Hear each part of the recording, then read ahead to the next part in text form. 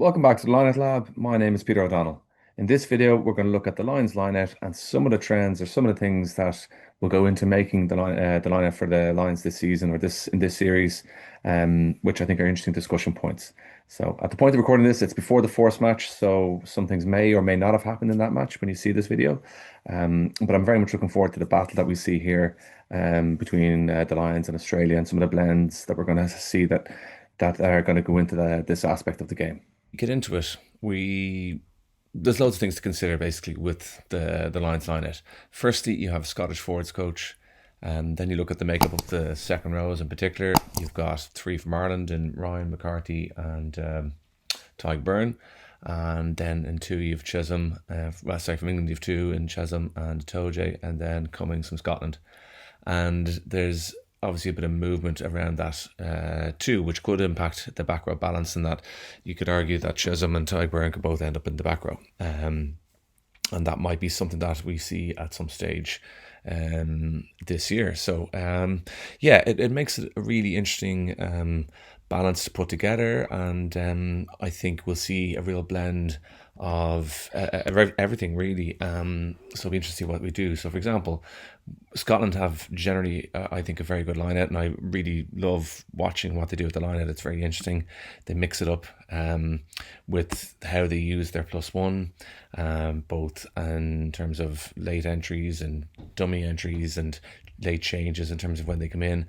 And here we see a good example of how they dummy to go to the tail, but then they he comes in as a backlifter in the middle of the lineout, which is quite interesting. So the reason I quite like this is that as we kind of play it here, particularly with good defences, we're trying to get into this middle backspace, and there's nice footwork here from Scotland too. You have a kind of a 1-3-2 type setup, but they've created an extra little bit of space to try and get in and attack this man here. This is the guy they're going after, who's primarily just going to lift, and he's either going to lift this guy or lift this guy. So I think they've exploited this quite well. You can see that movement has dragged the hinge lifter towards the back, and then they're able to cause a bit of confusion in the French defence, and it gets up for, although they do a pretty good job of actually throwing him up, but recklessly. I wouldn't say it's uncontested, but it's pretty well won from a Scottish perspective. So I think we'll see potentially the use of +1s.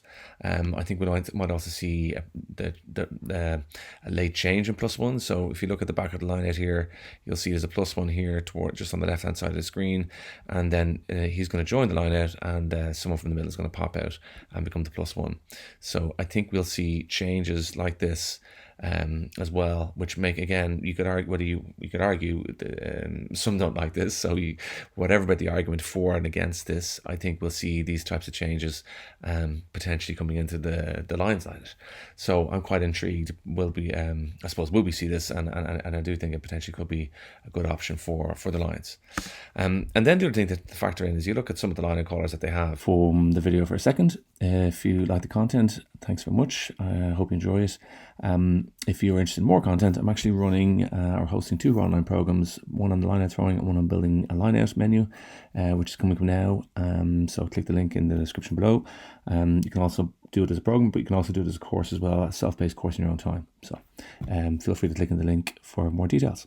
And I think one thing, like a lot of lineout callers, is they like calling it on themselves. So if it's a Toje calling, I think you'll see him call it to himself. I think the same with Chisholm and some of the other callers too. So I think that potentially is something that we might come into effect with the Lions lineout, is that it depends the combination of the second rows and who's going to call, and that could obviously have an impact in terms of some of the other things that I've spoken about there. And so we see a good example of it here, which with Atoje, and now we see it with Chisholm here at the back. And I think Leicester generally with the lineout, they like a lot of 3-2 splits, and they like to mix it up, whether it's the +1 coming in or whether there's a bit of movement and they go towards the middle and the front. I think Leicester tend to do a lot of those 5-man lineouts, and they're a fan, or Chisholm is certainly a fan of that if he's the one calling. And then if we look at potentially James Ryan, calling. We see him here and there in the middle. Certainly, he's a big fan of these turn movements. He also calls on himself, and like each team has a lot of similar movements. But we see here a nice little turn movement, which can be open up the middle back of the line out. So it makes it really interesting, I think, in terms of what we might see. And I think certainly if Ty Burns calling it, he's run the line out quite well for Munster this year as well. So I think it makes it interesting in terms of the balance and the combinations that we'll see. So it's all up. I'm not committing to anything. I'm just saying I think it'd be nice or be interesting to see if we see any of these options here. But I think putting it all together is going to make it quite a compelling battle, I think, against Australia, who I think have quite a good line out. So that's it. Thanks for watching. Let me know what you think. I'm really looking forward to this challenge ahead for the Lions. I think it's going to be really unique and interesting and exciting times ahead.